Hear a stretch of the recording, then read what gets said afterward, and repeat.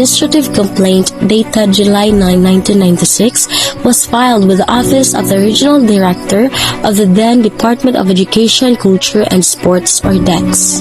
National Capital Region by Dr. Carolina C. DIZON, the principal of the Bacood Elementary School in Santa Mesa, Manila, against Angelito M. Huertas, a school teacher in the same school, for grave misconduct, disrespect of authority, and violation of the provision of the Magna Carta for public school teachers. It appears that shortly after the opening of the academic year 1996, the school conducted a regular election of the officers of the faculty club.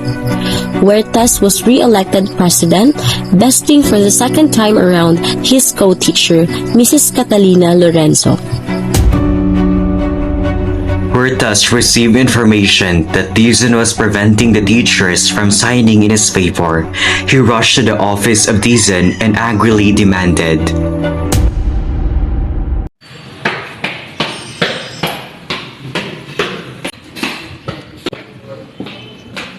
DIZON, why are you preventing the teachers to sign? Shocked at Huertas' accusations and violent gestures, DIZON stood up and retorted. What are you talking about? To which Huertas riposted. Teachers are claiming that you are preventing them from signing on behalf. DIZON then dared Huertas to show to her the faces of her detractors. What are you talking about? Whoever said that, bring it to me. After the heated exchange of words, Huertas decided to leave, but before doing so, warned DIZON. If you don't stop, I will sue you. Good.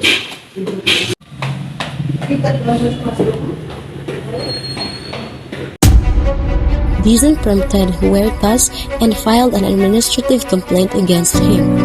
An investigating committee was constituted, and after conducting a preliminary hearing and formal investigation, the committee found Huertas guilty of gross discourtesy in the course of official duties and recommended a penalty of 6 months suspension.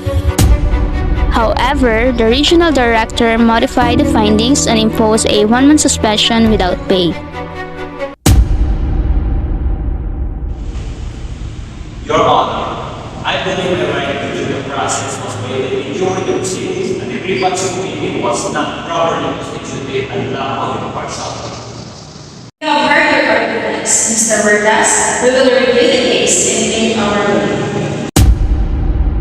Your Honor, I filed a complaint against the defendant allegation for grave misconduct, disrespect of authority, and violation of the provision of the Magna Carta for public school teachers.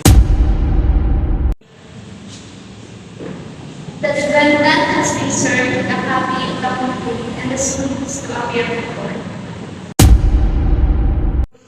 Your Honor, I deny the allegations made to the plaintiff and request that the case be dismissed.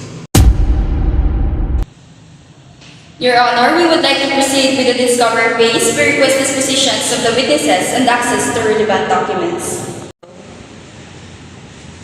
Your Honor, we also request the opportunity to propose the plaintiff's witnesses and examine any relevant evidence.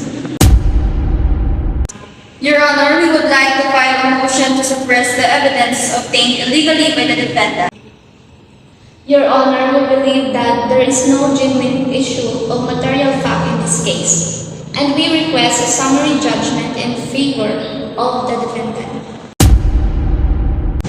Your Honor, we call the witness to the stand. Swear to tell the truth, the whole truth, nothing but the truth. How are you related to Mr. Huertas? Mr. Huertas is my co-teacher and we've been working together a year now. Your Honor, we would like to cross-examine the witness. Ladies and gentlemen of the jury, you have heard the evidence and arguments presented by both sides. Please retire to the jury room and reach a verdict. Has the jury reached a verdict? Yes, Your Honor, we have reached a verdict. Please read the verdict. We find the defendant guilty of the charges.